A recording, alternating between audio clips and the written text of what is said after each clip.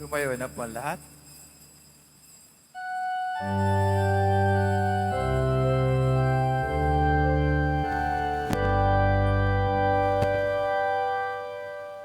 Kaawaan mo ako, O Diyos, ayon sa iyong kabutihan, ayon sa laki ng iyong habag, pawiin ang aking kasamaan.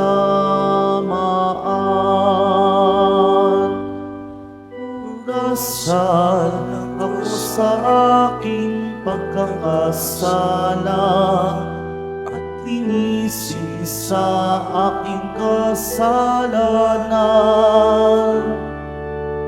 Kaawaan mo ako, O Diyos, ayon sa iyong kabutihan,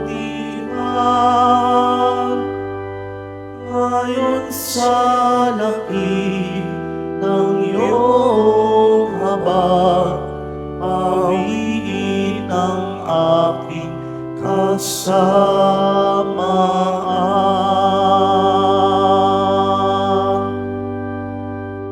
Sa ngalan ng Ama at ng Anak at ng Espiritu Santo, Amen. sumainyo ang Panginoon. At sumayo rin. Mga kapatid, tinipon po tayo ng ating Nuestro Padre, Jesus Nazareno, bilang kaanib ng angka ng Diyos. Tinipon niya ang bawat isa sa atin, sapagkat mahal niya tayo. Kaya dumulog po tayo sa ating maawaing Panginoon na nagpapatawad ng lubos. Sinugong tagapagpagaling sa mga nagsisisi. Panginoon, kaawaan mo kami. Panginoon, kaawaan mo kami. Dumating na tagapag-anyayang mga makasalanan ay magsisi. Kristo, kaawaan mo kami.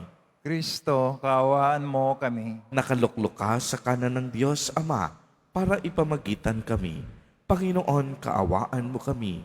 Panginoon, kaawaan mo kami. Kaawaan tayo ng makapangyarihang Diyos. Patawarin tayo sa ating mga kasalanan at patnubayan tayo sa buhay na walang hanggan. Amen. Manalangin tayo.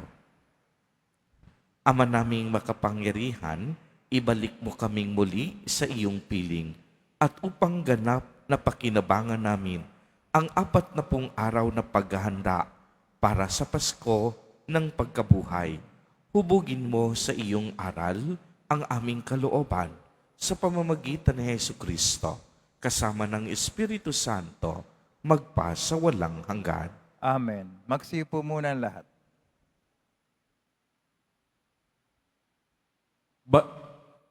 Pagbasa mula sa aklat ng Levitiko. Sinabi ng Panginoon kay Moises, sabihin mo sa buong kapulungan ng Israel, magpakabanal kayo sapagkat akong Panginoon ay banal. Huwag kayong magnanakaw, manlilinglang o magsisinungaling. Huwag din kayong manunumpa sa aking pangalan nang walang katotohanan, pagkat iyon ay paglapastangan sa ngalan ko. Ako ang Panginoon. Huwag ninyong dadayain o pagnanakawan ng inyong kapwa. Huwag ninyong ipagpapaliban ang pagbabayad sa inyong pinapagtrabaho. Huwag ninyong aapihin ng mga bingi at lalagyan ng katitisuran ang daraanan ng mga bulag. Matakot kayo sa Diyos. Ako ang Panginoon. Huwag kayong hahatol ng walang katarungan upang pagbigyan ng mahirap o suyuin ang mayayaman.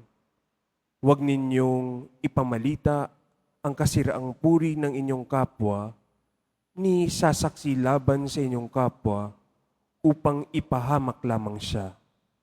Ako ang Panginoon. Huwag kang magtatanim ng galit sa iyong kapwa, sa halip pangangaralan mo siya. Sa gayon, hindi ka makakasala dahil sa Kanya. Huwag kang maghihiganti o magtatanim ng galit sa iyong mga kasamahan. Ibigin mo ang iyong kapwa gaya ng iyong sarili. Ako ang Panginoon. Ang salita ng Diyos. Salamat sa Diyos. Espiritong bumubuhay ang salita ng may kapal. Espiritu ang bumubuhay, ang salita ng may kapal. Ang batas ng Panginoon ay batas na walang kulang. Ito'y utos na ang dulot sa tao ay bagong buhay. Yaong kanyang mga batas ay mapagtitiwalaan. Nagbibigay ng talino, sapahat ang kaysapan. Espiritu ang bumubuhay, ang salita ng may kapal. Ang tungtuning ibinigay ng poon ay wastong utos. Liligaya ang sinuman kapag ito ang sinunod. Ito'y wagas at matuwid pagkat mula ito sa Diyos. Pag-unawa ng isipan, yaong bungang idudulot. Espiritu ang bumubuhay, ang salita ng may kapal. Yaong paggalang sa poon ay marapat at mabuti. Isang banal na tungkulin na iiral na parati. Pati mga hatol niya ay matuwid na kahatulan. Kapag siya ay humatol, ang pasya ay pantay-pantay. Espiritu ang bumubuhay, ang salita ng may kapal. Naway itong salita ko at aking kaisipan sa iyo ay makalugod, Panginoon ko't kanlungan. O ikaw na kublihan kong ang dulot ay kaligtasan. Espiritu ang bumubuhay, ang salita ng may kapal. Tumayo na po ang lahat.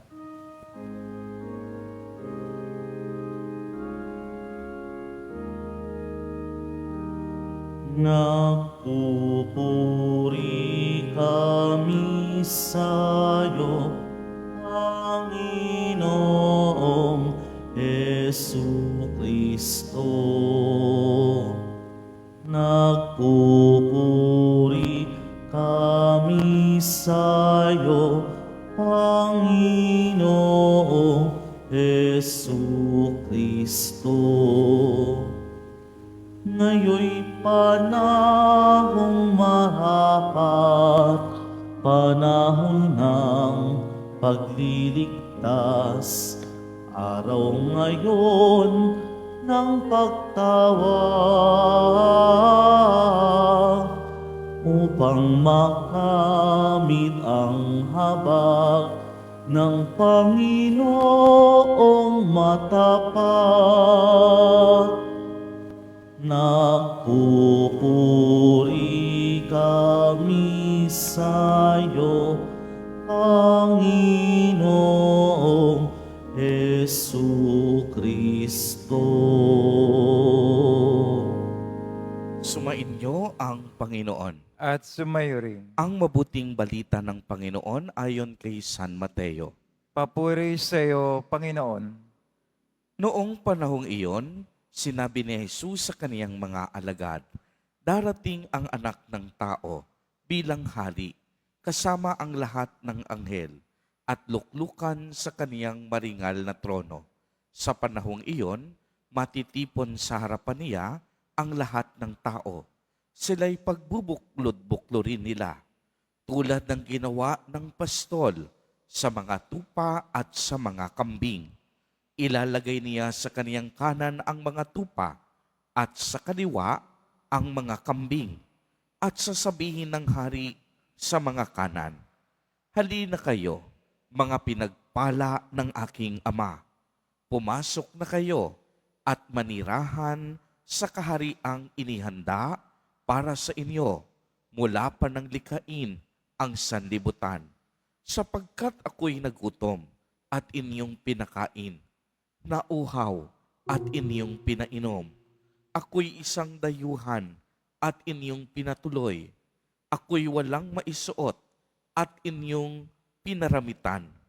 Nagkasakit at inyong dinalaw. Ako'y nabilanggo at inyong pinuntahan. Sapagkat ang mga matuwid, sasagot ang mga matuwid, Panginoon, kailan po namin kayo nakitang nagugutom at aming pinakain, o nauhaw at aming pinainom? Kailan po kayo naging dayuhan, o kaya'y walang maisuot at aming pinaramtan? At kailan po namin kayo nakitang may sakit, o nasa bilangguan at aming dinalaw. Sasabihin ng hari, sinasabi ko sa inyo, nang gawin ninyo ito sa pinakahamak sa mga kapatid kong ito, ito ay sa akin ninyo ginawa. At sasabihin naman niya sa mga nasa kaliwa, lumayo kayo sa akin, mga sinumpa, kayo'y pasaapoy na hindi mamamatay, na inihanda para sa diablo at sa kaniyang mga kampon, sapagkat ako'y nagutom at hindi ninyo pinakain, nauhaw at hindi ninyo pinainom. Ako'y naging isang dayuhan at hindi ninyo pinatuloy. Ako'y nawala ng maisusuot at hindi ninyo pinaramtam. Ako'y may sakit at nasa bilangguan at hindi ninyo dinalaw. At sasagot din sila, Panginoon, kailan po namin kayo nakitang nagutom, nauhaw, naging dayuhan, nawala ng maisuot, may sakit o nasa bilangguan, at hindi namin kayo pinaglingkuran? At sasabihin sa kanila ng hari, sinasabi ko sa inyo, ng pagkaitaan ninyo ng tulong, ang pinakahamak sa mga ito, ako ang inyong pinagkaitan. Itataboy ang mga ito sa kaparusahang walang hanggan, ngunit ang matuwid ay tatanggap ng buhay na walang hanggan. Ang mabuting balita ng Panginoon. Pinupuri ka namin, Panginoong Jesucristo. Magsiupo muna lahat.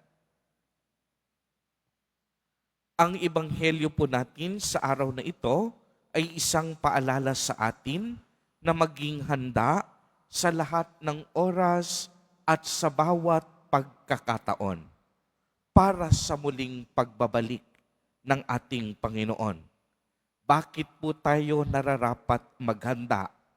Simple ang kasagutan, sapagkat hindi natin alam kung kailan ang eksaktong araw, oras o panahon ng kaniyang muling pagparito.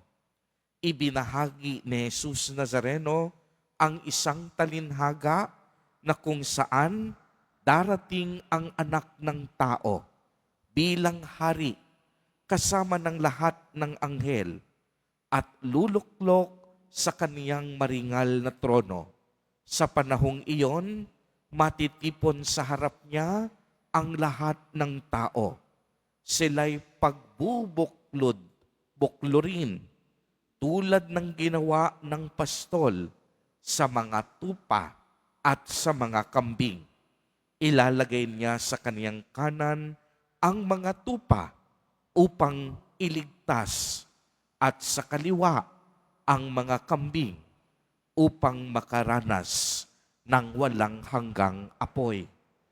Tinutukoy dito ni Jesus Nazareno ang katapusan ng mundo. Ibig sabihin, lahat ng bagay na naririto sa lupa may hangganan at may katapusan. Ang ating mga paghihirap at pagpapagali sa buhay, lahat ng ito may hangganan. Hindi upang takutin tayo, hindi upang parusahan tayo. Totoong magaganap ang pagdating ng Panginoon. Ang kaniyang pagbabalik ay upang ihatid sa atin ang katarungan, kapayapaan, at kaligtasan ng mundo. Sa sandaling ito, tayo ay huhukuman ng Panginoon. Base na rin sa kung anong ginawa natin habang tayo ay nabubuhay sa mundong ito. Mga kapatid kay Kristo, magandang ipaalala natin sa ating sarili na ang bawat nating kilos at paggawa may epekto sa kabilang buhay. Uulitin ko po sapagkat ito'y napakahalaga. Ang bawat desisyon, ang bawat pagkilos, ang bawat paggawa at paggalaw natin may epekto sa kabilang buhay. Kung tayo ay gumagawa ng masama, hindi tayo magiging karapat-dapat sa kaharian ng Diyos. Subalit, kung tayo'y magmamahal at patuloy na gagawa ng tama at mabuti, ang buhay na walang hanggan ang siyang naghihintay sa atin. Lagi po nating tatandaan na ang buhay natin kaloob ng Diyos. Ito ay galing sa Diyos at ito ay magbabalik din sa Diyos.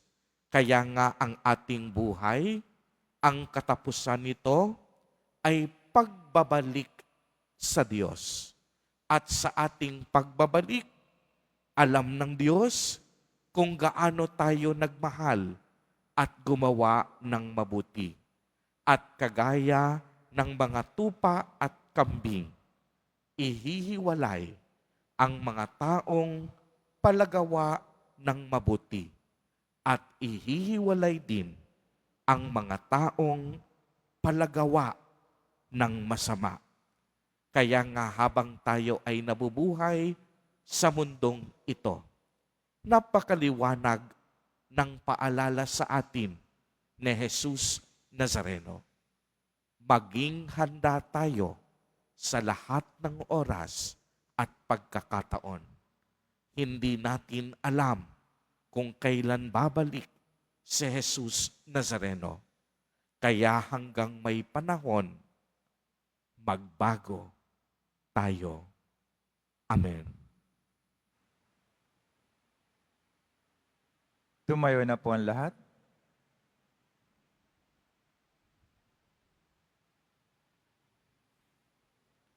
Minamahal kong mga kapatid, inihahayag ng Panginoon ang misteryo ng kaharian ng Diyos sa mga taong buong pagmamahal na kumakalinga sa mga dukha at nagugutom. Sa bawat panalangin ang itutugon, Panginoon, dinggin mo kami. Panginoon, dinggin mo kami. Ang simbahan naway maging isang tahanan para sa mga naliligaw ng landas, ulila, mahihina at bigo. Manalangin tayo. Panginoon, dinggin mo kami. Ang mga mayayamang bansa naway mataimtim na magsagawa ng mga hakbang upang makatulong sa pag-unlad ng mahihirap na bansa. Manalangin tayo. Panginoon, dinggin mo kami. Ang mga napariwara at mga itinakwil ng lipunan, naway maakit sa kaharian ng Diyos sa pamamagitan ng ating pagkakawang gawa. Manalangin tayo. Panginoon, dinggin mo kami. Sa ating mga tahanan, lugar ng hanap buhay, at sa pamayan ng ating kinabibilangan, naway maipalaganap natin ang paghahari ng Diyos. Manalangin tayo. Panginoon, dinggin mo kami. Ama, nababatid namin ang iyong walang hanggang pag-ibig para sa lahat ng tao. Kaya may pagtitiwalang inilalapit namin sa iyo ang aming mga kahilingan. Sa ngalan ni Jesus Nazareno na aming Panginoon. Amen. Magsipo muna ang lahat.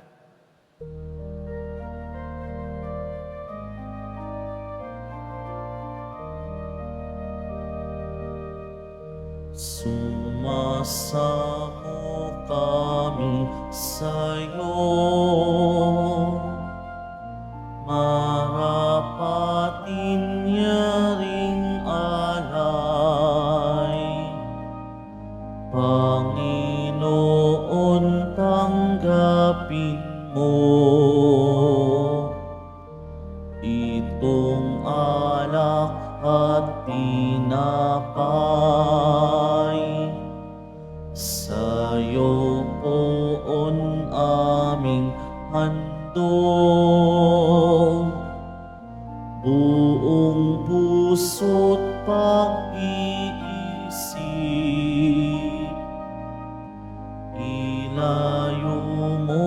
sa panganib at kukupin sa pag-ibig.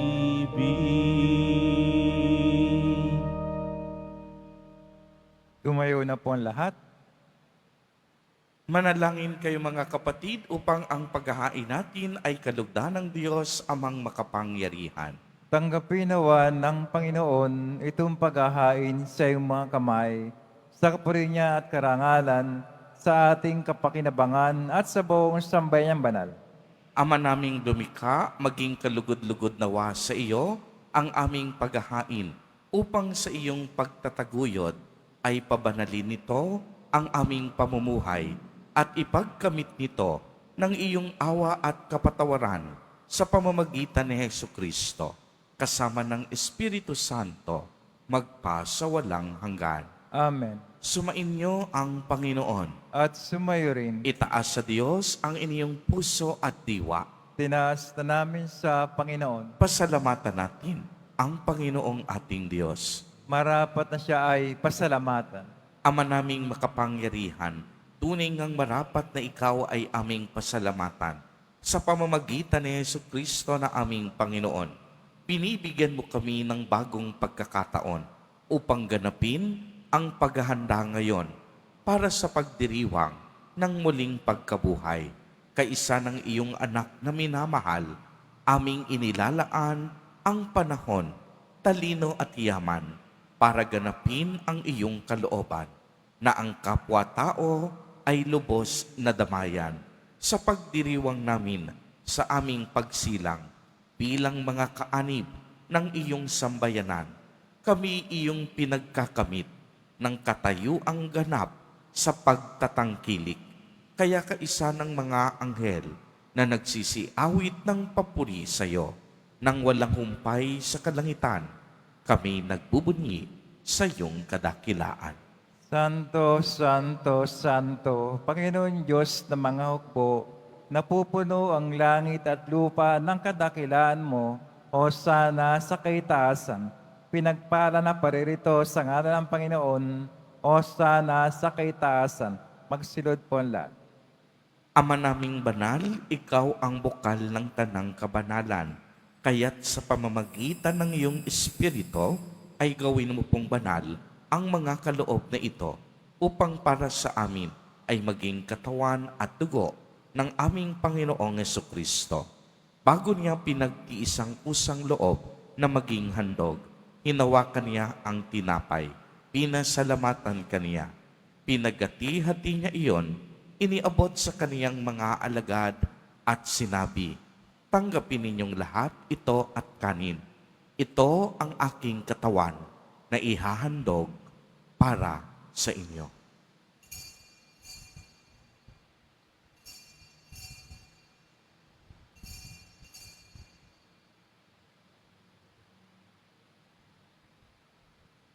Gayon din naman noong matapos ang hapunan, hinawakan niya ang kalis. Muli kanyang pinasalamatan. Iniabot niya ang kalis sa kaniyang mga alagad at sinabi, "Tanggapin ninyong lahat ito at inumin.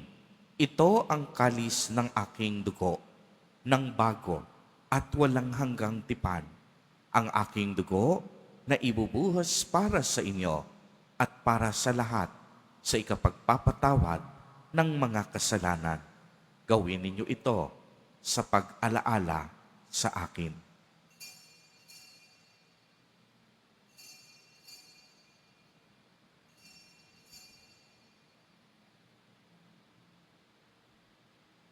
Tumayo na po ang lahat. Ang misteryo ng pananampalataya. Si Kristo'y namatay, si Kristo'y nabuhay, si Kristo'y babalik sa wakas ng panahon. Ama, ginagawa po namin ngayon ang pag-alaala sa pagkamatay at muling pagkabuhay ng iyong anak. Kaya't iniaalay namin sa iyo ang tinapay na nagbibigay buhay at ang kalis na nagkakaloob ng kaligtasan. Kami po'y nagpapasalamat dahil kami iyong minarapat na tumayo sa harap mo para maglingkod sa iyo. Isinasamo namin na kaming magsasalo-salo sa katawan at dugo ni Kristo ay mabuklod sa pagkakaisa sa pamamagitan ng Espiritu Santo. Ama, lingapin mo po ang iyong simbahang laganap sa buong daigdig. Puspusin mo kami sa pag-ibig kay isa ni Francisco na aming Santo Papa at ni Jose na aming Obispo at ng Tanang Kaparian. Alalahanin mo rin ang mga kapatid naming nahimlay nang may pag-asang sila'y muling mabubuhay. Gayon din ang lahat ng mga pumanaw. Kaawaan mo po sila at patuloyin sa iyong kaliwanagan. Kaawaan mo at pagindapatin kaming lahat na makasalo sa iyong buhay na walang wakas. Kaisa ng mahal na Birheng Maria na ina ng Diyos, ng kabiyak ng puso niyang si San Jose, kaisa ng mga apostol at ng lahat ng mga banal na namuhay dito sa daigdig ng kalugod-lugod sa iyo, maipagdiwang nawa namin ang pagpupuri sa ikararangal mo sa pamamagitan ng iyong anak na aming Panginoong Hesukristo. Sa pamamagitan ni Kristo, kasama niya at sa Kanya, ang lahat ng parangal at papuri ay sa iyo, Diyos amang makapangyarihan, kasama ng Espiritu Santo, magpa sa walang hanggan. Amen. Sa tagubilin ng mga nakagagaling na utos at turo ni Jesus na Panginoon natin at Diyos, ipahayag po natin ng lakas loob. Ama namin, sumasalangit ka. Sambahin ang ngalan mo, mapasa amin ang kaharian mo, sundin ang loob mo dito sa lupa para nang sa langit. Bigyan mo kami ngayon ng aming kakanin sa araw-araw at patawarin mo kami sa aming mga sala para lang pagkapatawad namin sa nagkakasala sa amin. At huwag mo kami pahintulot sa tukso at yadya mo kami sa lahat ng masama. Hinihiling namin na kami iadya sa lahat ng masama. Pagkalooban ng kapayapaan araw-araw, iligtas sa kasalanan at ilayo sa lahat ng kapahamakan. Samantalang aming pinananabikan ang dakilang araw ng pagpapahayag ng tagapagligtas naming si Hesu Kristo. Sapagkat iyo ang kaharian at ang kapangyarihan, ang kapurihan magpakailanman. Amen. Panginoong Hesukristo, sinabi mo sa iyong mga apostol, kapayapaan ang iniiwan ko sa inyo. Ang aking kapayapaan ang ibinibigay ko sa inyo. Tunghayan mo ang aming pananampalataya at huwag ang aming mga pagkakasala. Pagkalooban mo po kami ng kapayapaan at pagkakaisa ayon sa iyong kalooban, kasama ng Espiritu Santo, magpa sa walang hanggan. Amen. Ang kapayapaan ng Panginoon ay laging sumainyo. At sumayo rin. Magbigayan po tayo ng kapayapaan sa isa't isa. Kordero ng Diyos, nag-aalis ng mga kasalanan ng sanlibutan, maawa ka sa amin. Kordero ng Diyos na nag-aalis ng mga kasalanan ng sanlibutan, maawa ka sa amin. Kordero ng Diyos na nag-aalis ng mga kasalanan ng sanlibutan, ipagkaloob mo sa amin ang kapayapaan. Magsilod po ang lahat. Ito ang kordero ng Diyos. Ito ang nag-aalis ng mga kasalanan ng sanlibutan. Mapalad ang inaanyayahan sa kaniyang piging. Panginoon, di ako karapat-dapat na magpatuloy sa iyo, ngunit sa isang salita mo lamang ay gagaling na ako.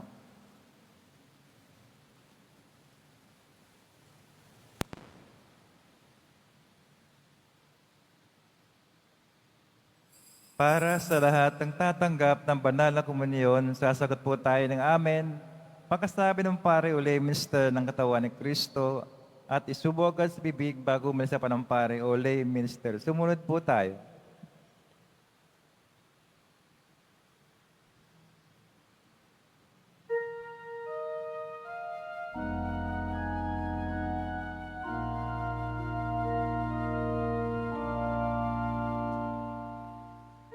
Ikamo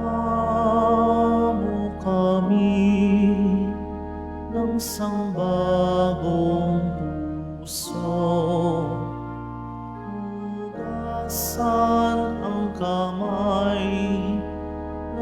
paglasan ng dugo, linisin ang diwang sa halay ay puno.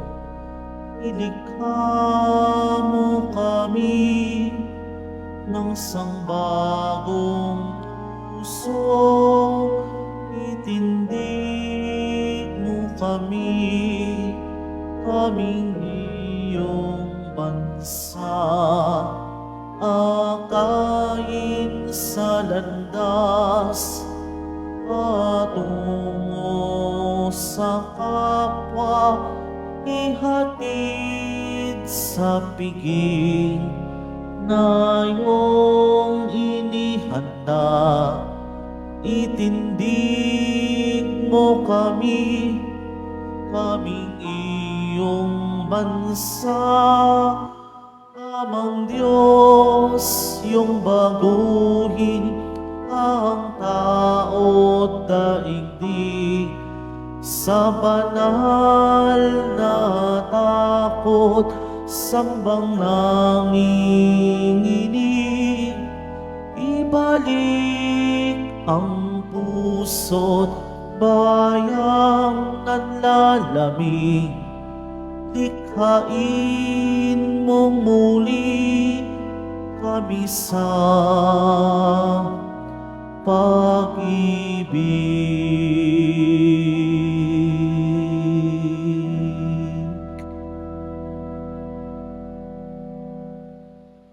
Mga paalala sa mga nagsisimba, pagkatapos ng mesa, wiwisikan po ang lahat ng banal na tubig. Pinakikiusapan ng lahat na manatili lang muna sa inyong mga lugar. Tanging sa Quezon Boulevard o sa plaza sa naman lamang ang labas ng lahat.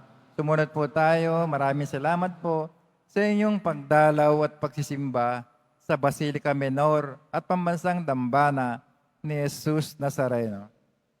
Tumayo na po ang lahat. Manalangin tayo. Ama naming mapagmahal, sa aming pagsasalo ngayon sa iyong banal na piging, naway mapakinabang ang buong pagkatao namin upang ang iyong kaligtasang dulot ay aming kamtin at ang kagalingang kaloob mo ay ganap na tamasahin. Sa pamamagitan ni Jesucristo, kasama ng Espiritu Santo, magpa sa walang hanggan. Amen. Sumain niyo ang Panginoon. At sumayo rin. Pagbabasbas, mahal na poong Jesus Nazareno, inihayag mo sa pamamagitan ng krus ang walang maliw na pag-ibig ng Diyos sa sangkatauhan. Pakinggan mo ang kahilingan, lalo na para sa nangangailangan ng iyong tulong at awa. Makamtanawa namin ang iyong kasagutan na may utang na loob na tinatanaw. Basbasan din po ninyo itong mga imahen at dasalan upang lalo kaming manalangin at magtiwala sa pamamagitan ng bendisyon na ito, naway lalo kaming maging mapaglingkod, masunurin at tapat sa iyo na aming maluwalhating Panginoon, magpa sa walang hanggan. Amen. At pagpalain po kayong lahat at ng inyong buong pamilya ng makapangyarihang Diyos, Ama, Anak, at Espiritu Santo. Amen. Humayo kayong taglay ang pag-ibig at kapayapaan ng poong Jesus Nazareno. Salamat sa Diyos.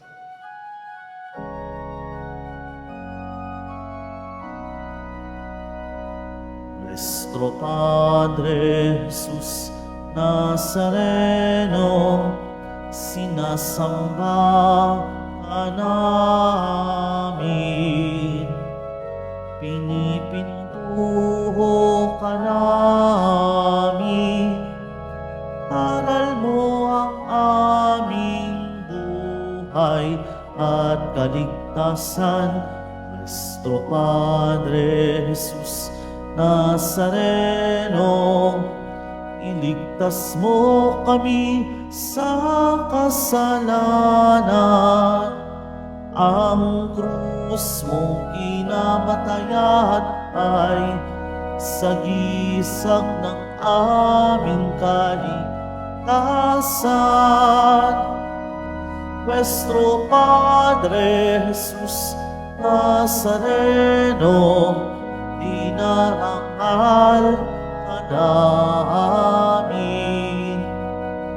Nuestro Padre Jesus Nazareno, ilulwalhati ka namin. Nuestro Padre Jesus Nazareno, dinarangal ka namin. Nuestro Padre Jesus Nazareno, ilulwalhati ka namin.